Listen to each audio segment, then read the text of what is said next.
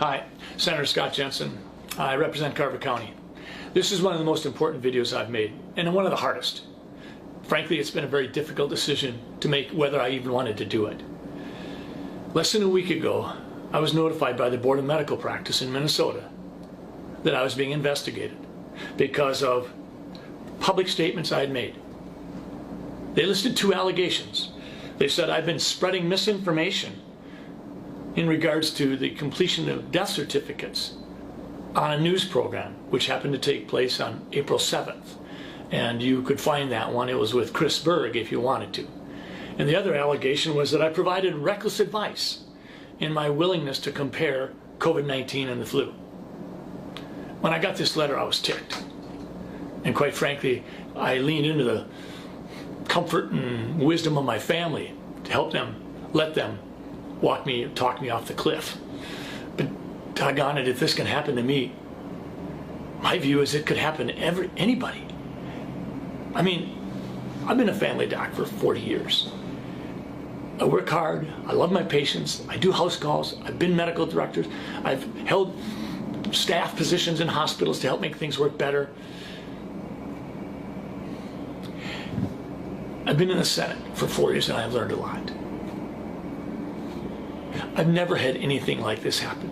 Shoot a mile. 5 years ago I was named the Minnesota Family Doctor of the Year in Minnesota.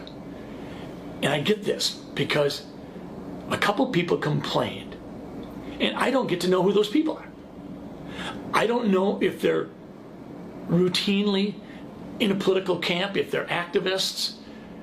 I've gone online and looked at what it takes to complete a complaint that the Board of Medical Practice has to follow up on. It's a one-page deal. You can say what you want. You could be a huge donor for the other party, and I wouldn't get to know it. I wouldn't get to know if you live in my district. I don't get to know anything. I checked. So here I am. I've spent the better part of the last 6 days preparing a response. I understand how important the work is that the Board of Medical Practice does. I mean, physicians do screw up. Two of the big areas where physicians mess up is inappropriate sexual behavior, inappropriate self-medicating, certainly with opiates. But this is an odd position for me to be in, and I am just stunned. But I should have seen it coming, because I saw the threats on social media. I've seen them for the last 2 or 3 months. I've seen them come from physicians. I've seen them come from people in all walk of life. They didn't agree with me. They didn't like it, that I was trying to provide some context for the flu, for COVID-19. We've had some 35,000, 40,000 cases of COVID-19 in Minnesota thus far. According to the Department of Health people, that might translate into 10 times that many. And if it does translate into 10 times that many, that's 350,000 cases. But in 2018, we had more than 500,000 Minnesotans with the flu. When I say that, am I recklessly giving you advice regarding COVID-19 and the flu? Dr. Anthony Fauci has come out and compared them all the time. Dr. Mike Osterholm has. In terms of the death certificates, on April 3rd, I got an email from the Department of Health that said very clearly that we should report COVID-19 on death certificates if it is assumed to have caused or contributed. Well, that's not how we do death certificates. The official ICD-10 coding for April 1st, 2020 through September 30th, 2020, during the time frame in question, says this: if the provider documents suspected, possible, probable, or inconclusive COVID-19, do not assign U07.1, which is COVID-19 disease. It says, assign a code explaining the reason for the encounter, such as fever, or a cough, or a shortness of breath. That's what the official instructions say. So I get this on April 3rd. I end up inadvertently, sort of accidentally, running it up the flagpole with Chris Berg on April 7th. And what happens? The Department of Health, a few days later, comes out with a clarification. And then a few weeks later, they come out with another clarification. And I appreciate it. Fact of the matter is, I'm proud of the Department of Health in Minnesota for saying we are not going to list non-confirmed cases as deaths in Minnesota. We are going to put an asterisk by them, and we'll follow up on those later. But that's not what Pennsylvania was doing. That's why they had to subtract 200 patients from their COVID-19 death count. Colorado did the same thing. New York went the other direction. New York said, we're having more deaths in a certain period than we normally have, so those deaths must be COVID-19. We just didn't pick them up. So never mind the testing. We're adding 3,700 to our total, and oh, well, that does increase our total by 50%. So I'm in the position where I have to explain that I wasn't spreading misinformation. And I'm not being reckless when I talk about COVID-19 and influenza both being single-stranded RNA viruses that are respiratory in nature with similar symptoms and can be spread through particulate matter and aerosol transmission. I've got an 8-page document that I put together for the Board of Medical Practice, and let me be clear. They do important work, and I'm going to fully cooperate with them. I also have some 70 pages of attachments, and in the attachments, I've got the Pennsylvania Department of Health slashing their numbers by 201. I've got the Department of Health in Illinois, where one of the directors says that just because we put COVID-19 down on the death certificate as cause of death, that doesn't mean the patient died of COVID-19. She said that.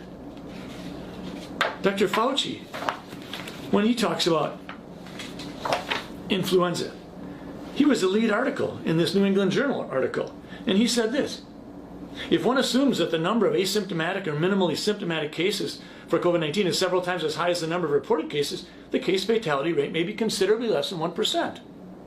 This suggests that the overall clinical consequences of COVID-19 may ultimately be more akin to those of a severe seasonal influenza. That was Dr. Fauci. And, oh, by the way, one of the contributing authors was Dr. Robert Redfield, the head of the CDC. Dr. Osterholm is a well-regarded epidemiologist, and he was saying this in the middle of March. He said, the flu has become a pandemic more than once and has killed millions of people. It still exists today. Unfortunately, we now have on our hands something else, but it's caused by a coronavirus, which is acting very much like influenza. Folks, do I feel targeted? Yeah, I do. Do I know who my accusers are? No, I don't get to know. Could I be disciplined by the Board of Medical Practice? Well, sure I can. There's 2 allegations they're investigating.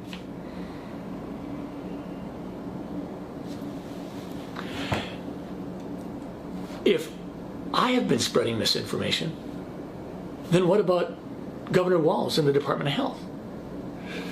Right around March 1st, we had a Department of Health memo that talked about the purpose of, if you will, some of the measures that would be taken to dampen, delay, and decrease the peak, to allow the accumulation of PPE and make sure that our hospital capacities weren't being overwhelmed. In that memo, they say what effective measures are: cover your mouth, don't go out if you have cough or fever, avoid touching your face, your eyes, or mouth, cover your mouth if you cough, wash your hands frequently, minimize outings, socially distance. But what did they say were not effective measures? They said wearing masks is not effective, taking antibiotics is not effective. A month later, Governor Walz comes out, talks about 74,000 Minnesotans dying. Later on, he went back to 29,000, and right around then, I put a different video out saying just the facts. And I said, I'm not buying 74,000 Minnesotans dying, I'm not buying 29,000. And then this one came out a month later, right around May 1st. This is a model that they're using.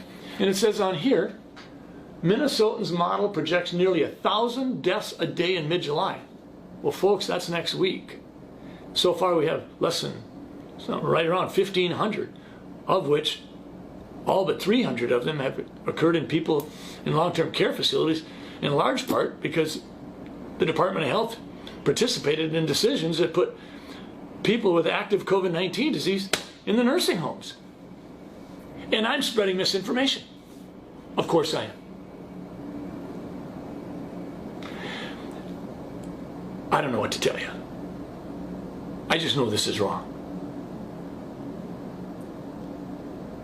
We're in a bad place. My wife asked me the other day, Scott, why did 911 pull us together as Americans so much? And why is COVID-19 breaking us apart? I think physicians are part to blame. Scientists are. We've become so darn political.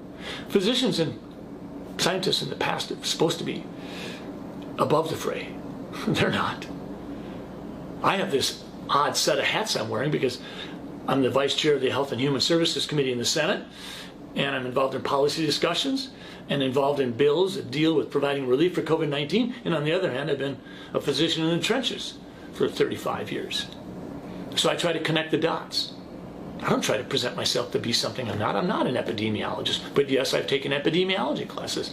I'm not an infectious disease doctor, but I take care of infectious disease every day. I just want to leave you with a couple of questions you could maybe ask yourself. Do we think it's okay for physicians to certify in death certificates that someone died of COVID-19, even if there was never a COVID-19 positive test obtained, even if there was never a COVID-19 test done, even if a COVID-19 test hadn't even been considered?